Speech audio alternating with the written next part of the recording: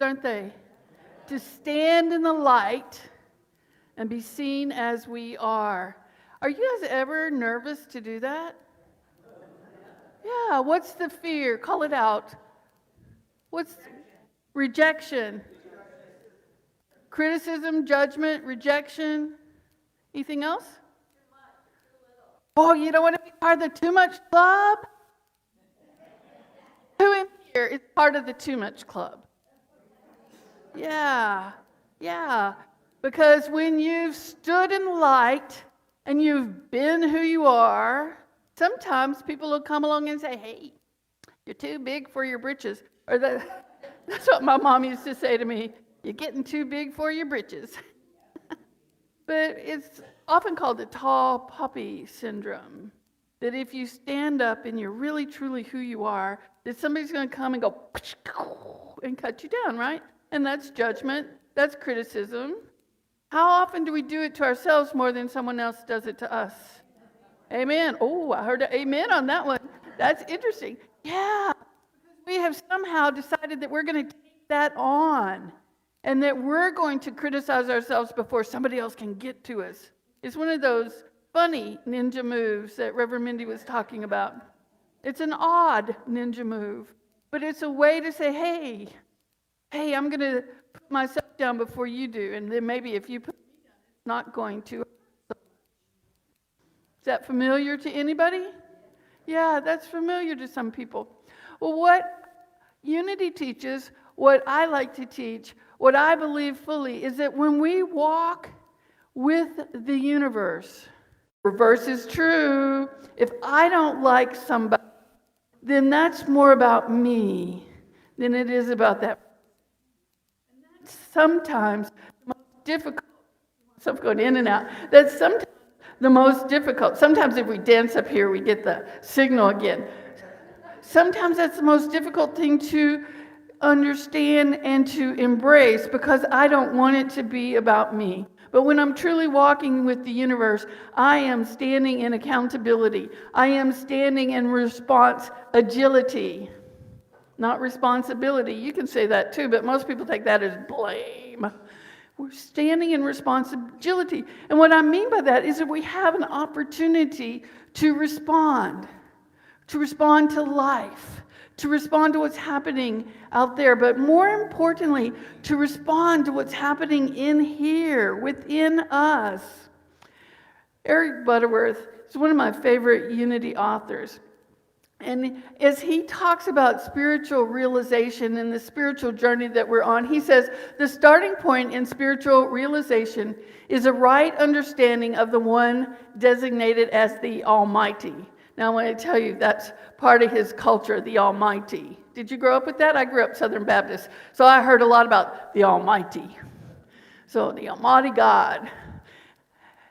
Starting point is a right understanding of the one designated as the Almighty. So I grew up Southern Baptist, as I just said, and I grew up with this image that God was kind of like Santa Claus. So if I was good, then good things would happen to me. If I was a little naughty, then I would be considered disobedient, and not so good things would happen to me. It's part of actually what's called the Mosaic Code in the Hebrew Scriptures, that are the way we were believed in God, the way we saw God, or the way the Hebrews, really not we, the way the Hebrews saw God was from that idea. If I'm obedient, good will come to me. If I'm disobedient, not good will come to me. I want to shift that for a moment. I want us to look at that somewhat differently. The starting point of spiritual realization is the right understanding of the one designated as the Almighty.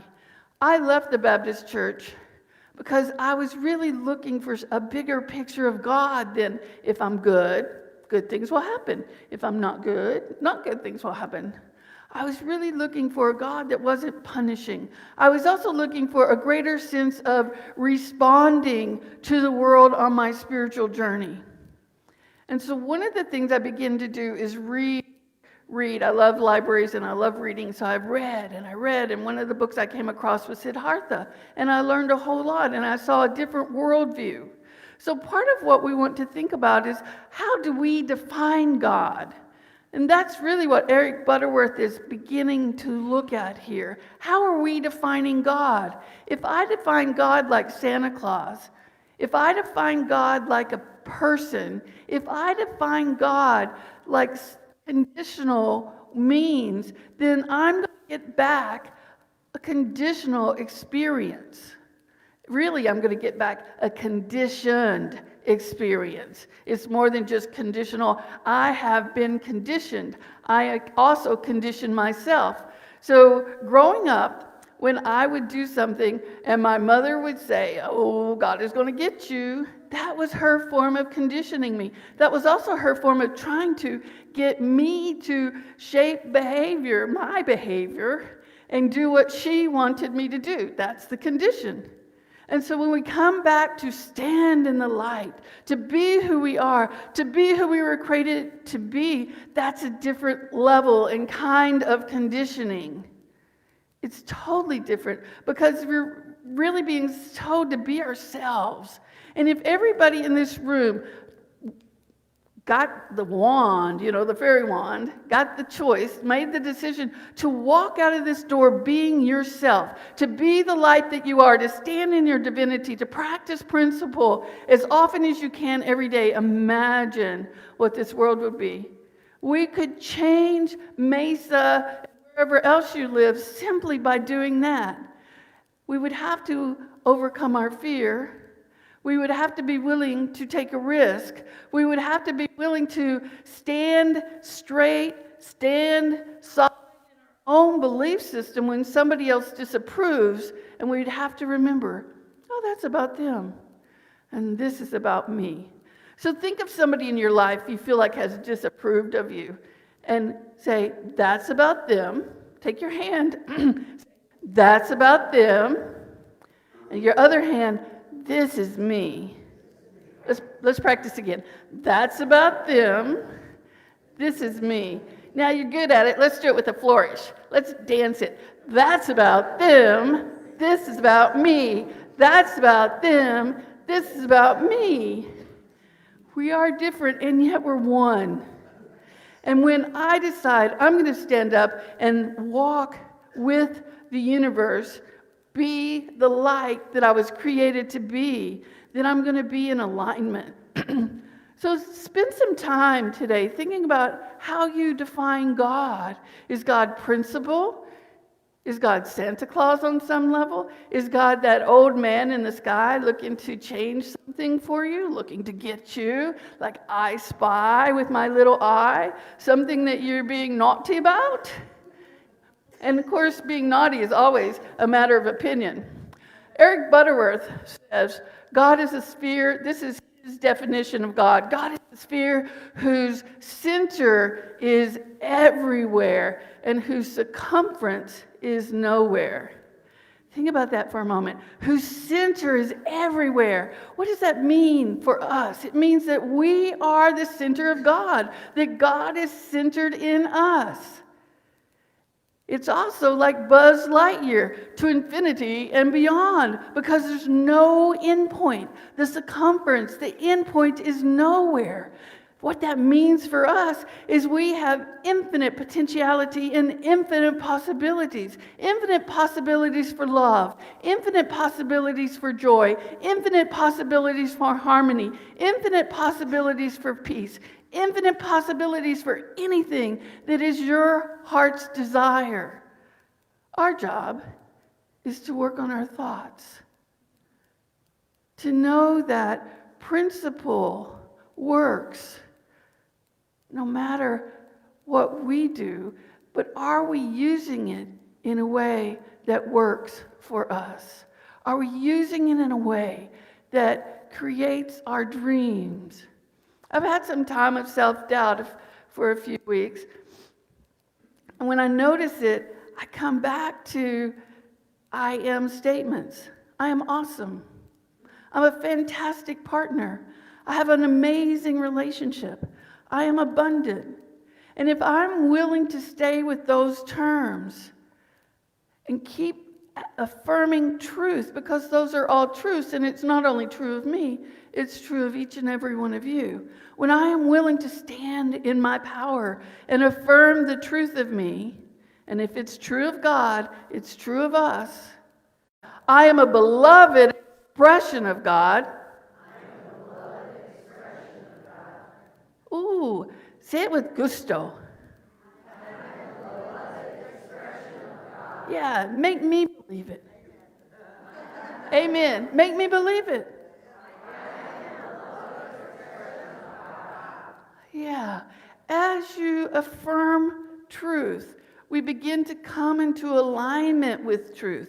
As I affirm truth, I begin to come into alignment with truth. As we affirm truth, we can begin to recognize that we are actually the flow of truth. Not only are we a beloved expression of God, we are the flow of the universe.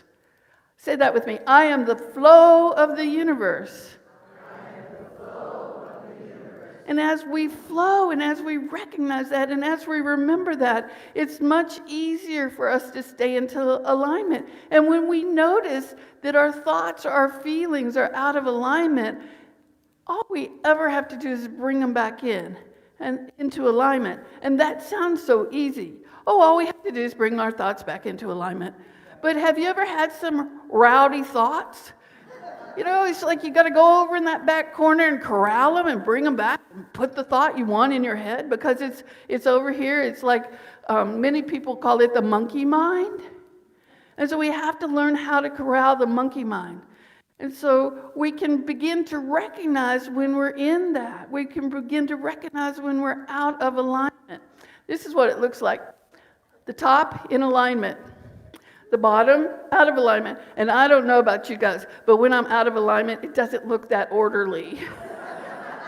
And those little circles are not right there on their line. They're usually hanging out in alignment, trying to knock them off the line. So that's what we do. But we're called to learn to corral our minds, to learn to focus our minds, to begin to bring it into alignment, to begin to engage in practices that allow us to stand in the light and be who we are, be who we were created to be.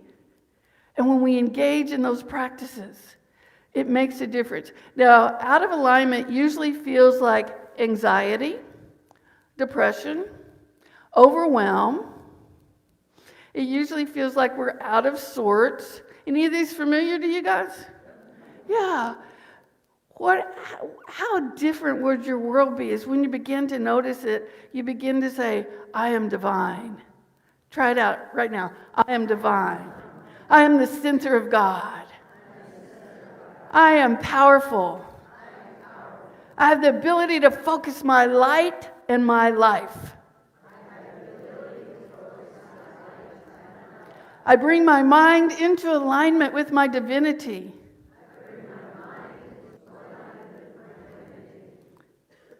Step by step by step.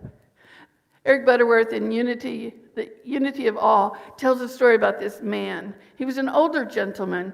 He had worked for a particular company for 20 years, and he was released from that job. And he saw himself, see how we perceive ourselves makes a difference. He saw himself as older, and he began to sit at his desk one night, and he was really brooding, and he was thinking thoughts like, oh, how will I ever get a job? I'm older. I'm so close to retirement age. I could actually take it, but I'm not ready to believe that I'm washed up. So he had a belief that as long as he was working, he was of value. And many of us have that. I can attest that I have that too. So he was in this brooding space, and he was worrying, he was sad, and he was grieving. And there was a spider that was crawling along his desk, and he unconsciously just flicked it off. But something about that caught his attention, and he noticed that that spider that he had just flicked off his desk very gently began to spin a thread. We would call it a bit of a web, the thread that goes with the web. And it gently floated down to the floor. And this man took the lesson from the spider. Oh, the spider adjusted. The spider simply adjusted.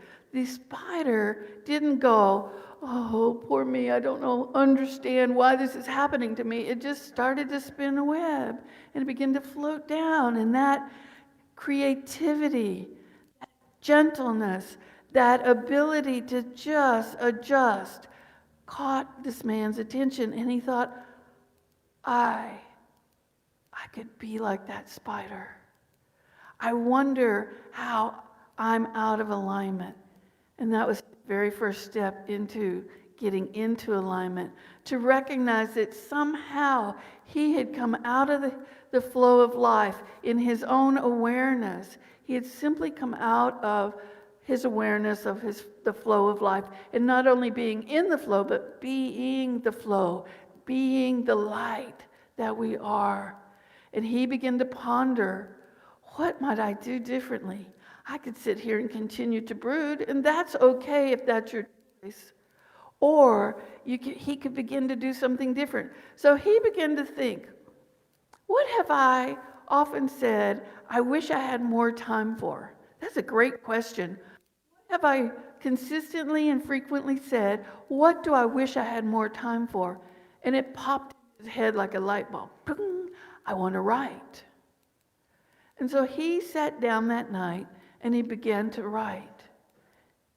And then he started looking at books about writing. And then he began to look at books about publishing his writing. And he did not seek another job. He worked and spent his time on his writing. And it didn't take very long that this very same man who had sat at his desk brooding was sitting at his desk celebrating the first check that had come in for his writing that he had given to a journal, celebrating the next check of his writing that he had submitted somewhere else. Now, he never became Hemingway, but what he did is he began to follow his heart. He began to recognize that he was empowered by his thinking. And he began to focus his thinking, and he spent time in meditation. He spent time in reflection. He spent time in prayer. And remember, prayer is not to make something change out there. Prayer is about changing that which is within us, to uplift us, to move us into alignment when we're hanging out in the bottom portion of that picture. It's to move us, to uplift us, to bring our awareness into the remembering that we are the flow of life and we have the capacity, the power within us to walk with the universe. We are spiritual beings having a human experience, so we're 100% human and we're 100% divine. And we must follow the laws of the universe, those laws that our co-founder Charles Fillmore was talking about. And as we follow those laws, and the law doesn't care who you are, the law doesn't care how good you've been, the law doesn't care how naughty you've been, the law cares about how do I give this person what they're thinking about. If it could think like that, it's principle. But that's how we make the principle personal. How do I focus and direct my thoughts so that I am creating the life I want? It's awareness. It's consciousness. In Luke 17:21, Jesus says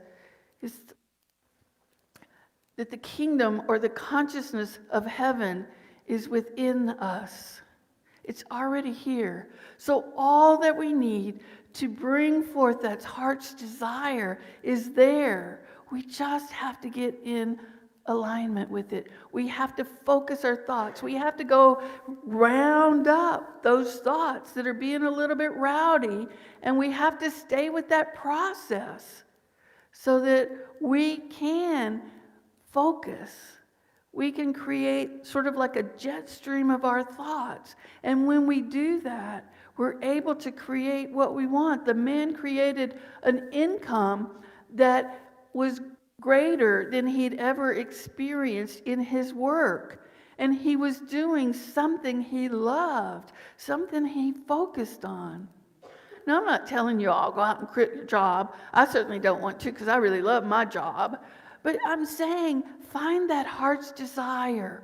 What do you really want? How do you know when you're in alignment? Reverend Galen McDowell is one of my favorite New Thought ministers. He has created this puzzle, so to speak, because it's a puzzle because we have to work that puzzle. An E happens, an event happens.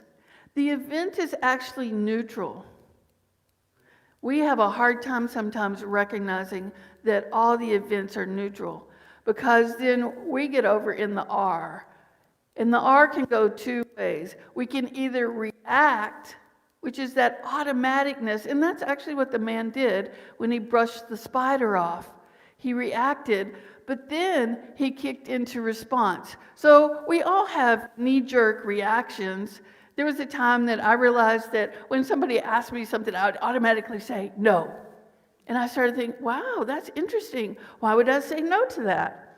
Did I really mean it? Did I want that? But I began to explore and look at things. There was a time that if food was put in front of me, I ate and cleaned my plate. And that was somewhat conditioning because when I was growing up, I would have to sit at the table if I didn't clean my plate. So that was conditioning. But even 10 years after I had left home, I was still engaging in that conditioning. And I had to come into that R and realize that I was reacting versus responding. And I began to do something different. I began to do something different. And I had the very first time I chose not to clean my plate, I had those wiggles and those contractions and that thoughts that were like, oh my gosh, you're going to get in so much trouble. Now, was I in the present moment or was I in the past? I was in the past.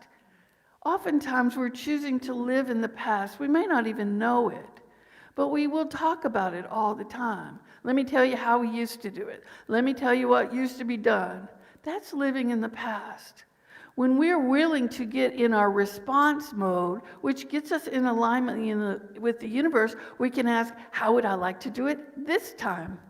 Did it work well last time? Do more of that. If it didn't work so well, don't do that. Or I'm open to change. I'm open to something. I'm open to moving with the universe as the universe expands, as life grows. I was talking to somebody at the potluck that we had on Thanksgiving Day, and we got to talking about telephones, and I was like, oh, I grew up with a grandmother who had a party line.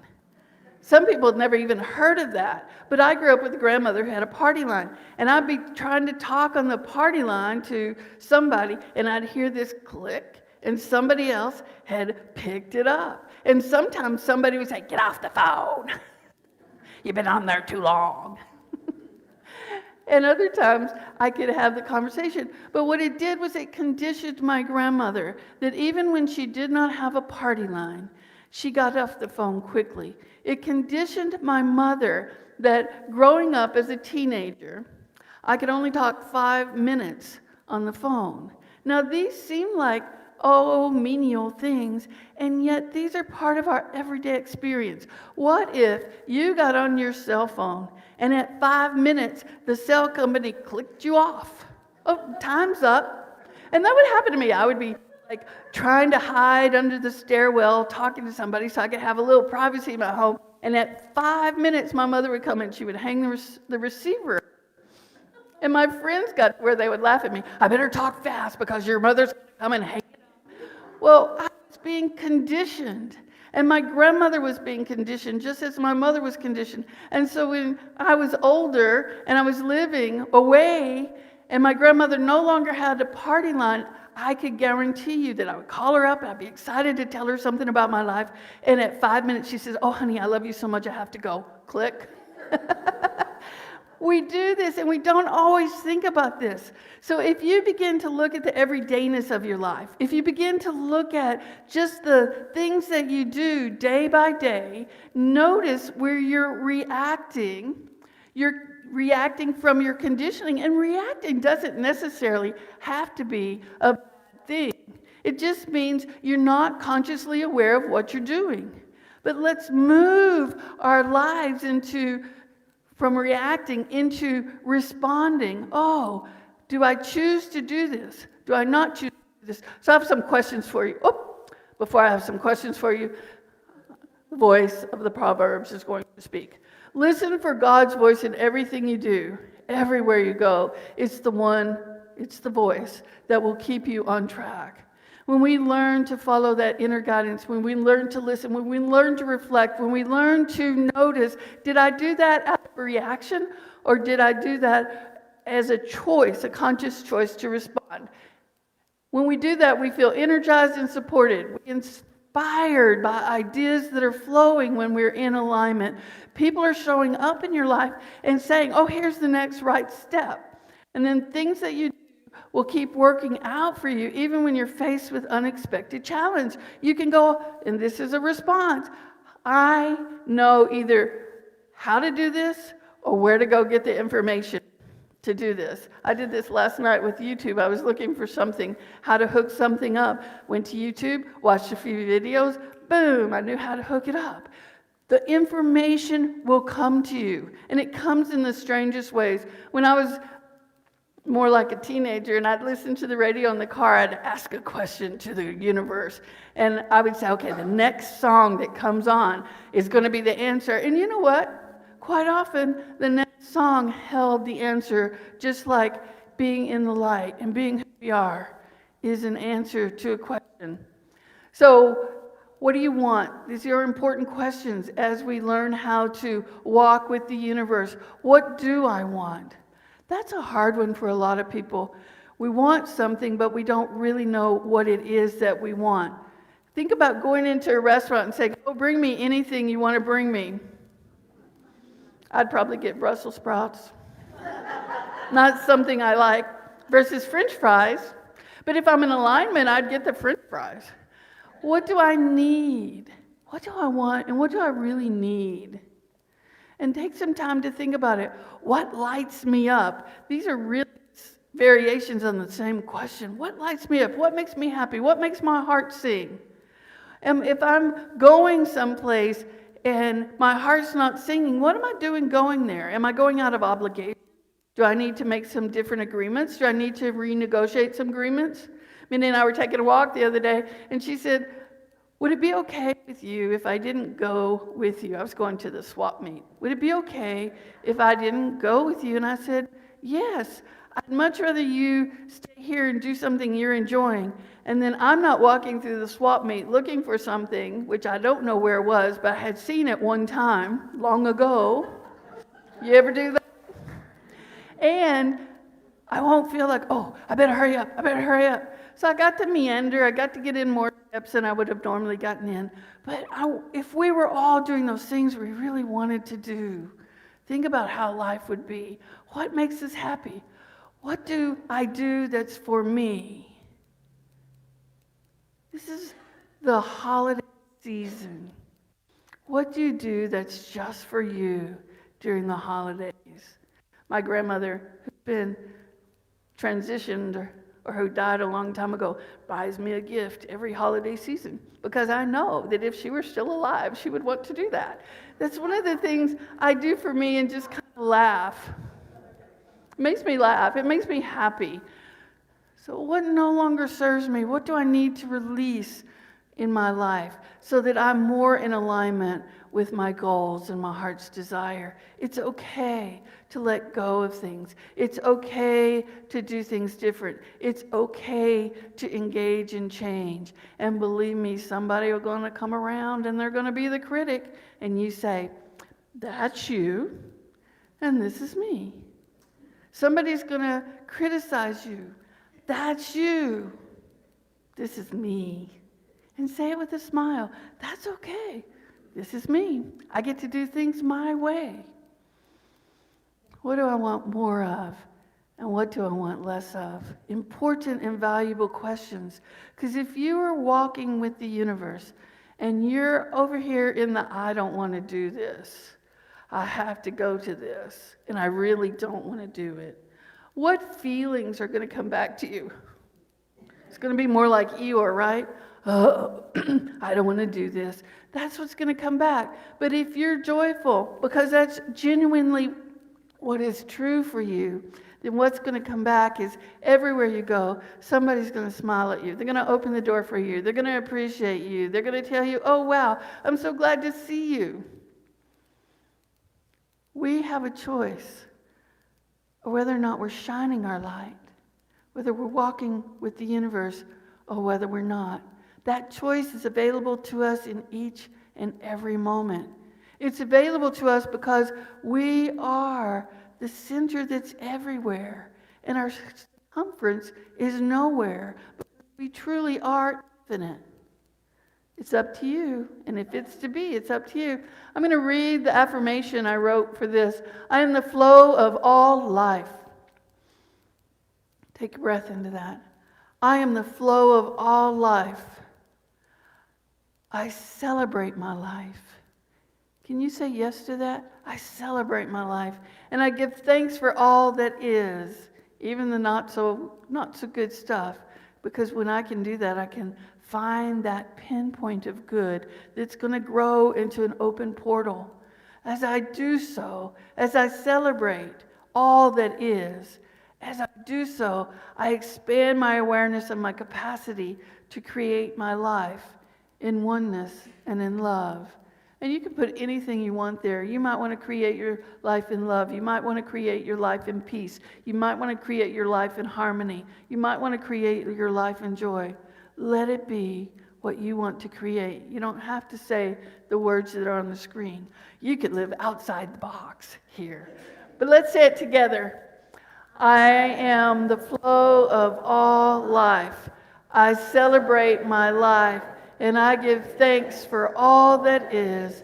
As I do so, I expand my awareness of my capacity to create my life in oneness and in love. Is that something you're interested in? Expanding that capacity to create your life?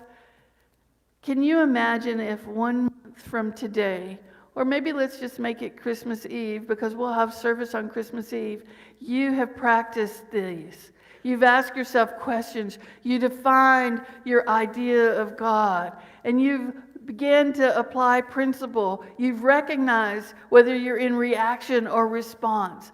In 1 month, how different do you think your life would be?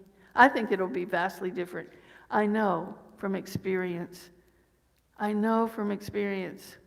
6 months from my first time that I went into a Unity church and cried and cried and cried because I felt like I had finally come home. I was living a different life. Now, I had had a really good life, but I had an even better life. And from that time in 2005, my life has just gotten better and better and better as I've chosen in the R spot to respond, to look at, explore my reactions, and to choose to respond, to choose to direct my thoughts, to choose to go corral them when they're being rowdy, to choose to spend time in meditation or reflection or prayer, a daily spiritual practice, because the foundation for each of us is that realization of our oneness with whatever we call principle, God, source, universe, Lao Tzu, Buddha, it doesn't matter. Whatever we believe is the highest truth. And you deserve to live in the highest truth. Now we're going to sing our way into meditation. It's a beautiful song written by a minister. His name is Michael Gott. It's called I Will Be.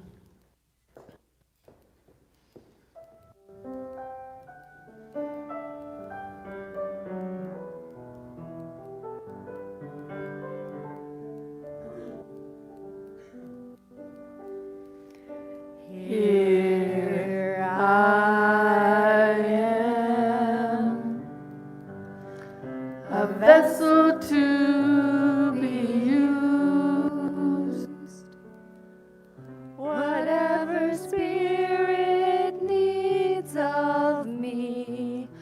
I will be, I will be, I will be. Here I stand.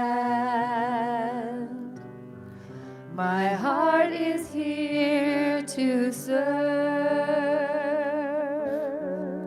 Wherever love is leading me, I will go, I will go, I will go. Here I am, a vessel to be used. Whatever Spirit needs of me, I will be, I will be, I will be. Here I stand. My heart is here to serve.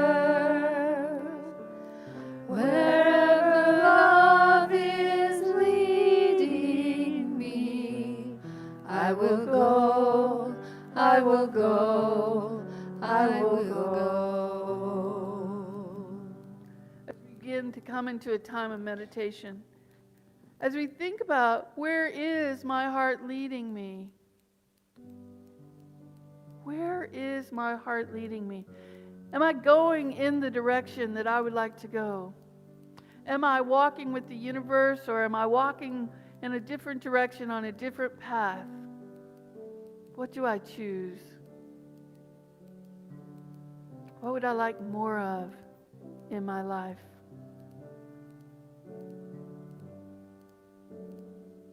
That desire for more of something is a calling from Spirit. Are you willing to go here?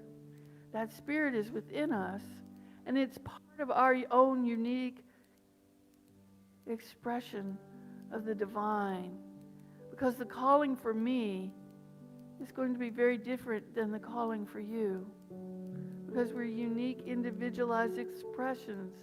While we are the center of God, remember that center has no circumference. So there's room for all. We're that eachness in the allness of God. What do you want? Are you willing to desire it, to bring it forth? To shoot up the rockets of desire, to know that it's okay to want something. And then how do we come into alignment with that desire?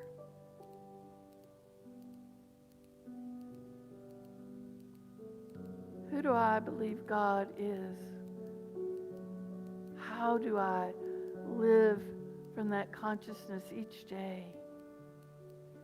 Am I willing to see myself as the creator of my life?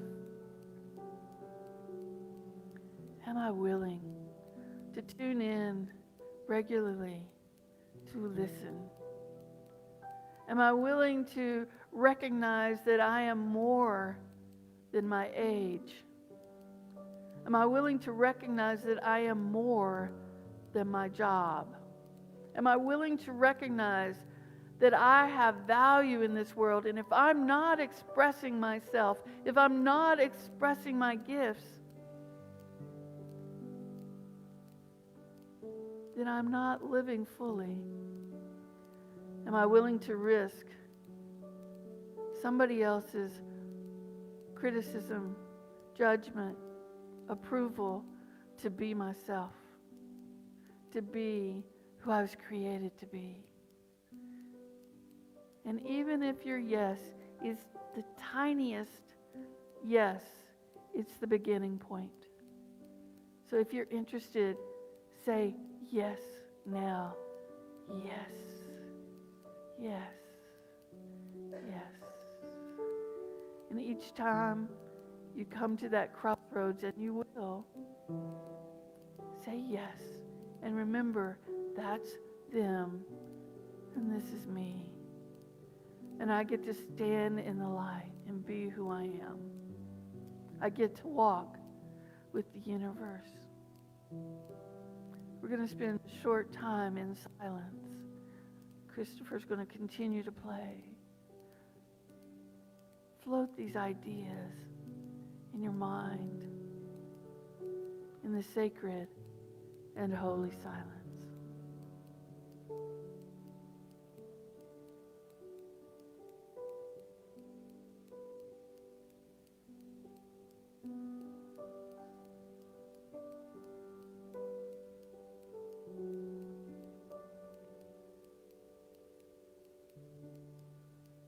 And know beyond a shadow of a doubt that the answers to every question that you have are always within you, waiting for you to ask, actually waiting for you to command, to hear, to see the outworking, to know the next right step. It's just waiting for you to command it. And as we begin to come back to this time and this place, breathe and bring yourself into that full awareness of your divinity in this moment. Allow yourself to expand your energy out to the edges of your skin.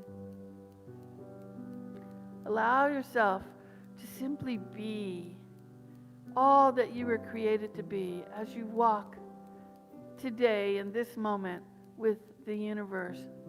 Say with me, I am the center of God. I am in the flow. I am the flow. And I am a beloved expression of God.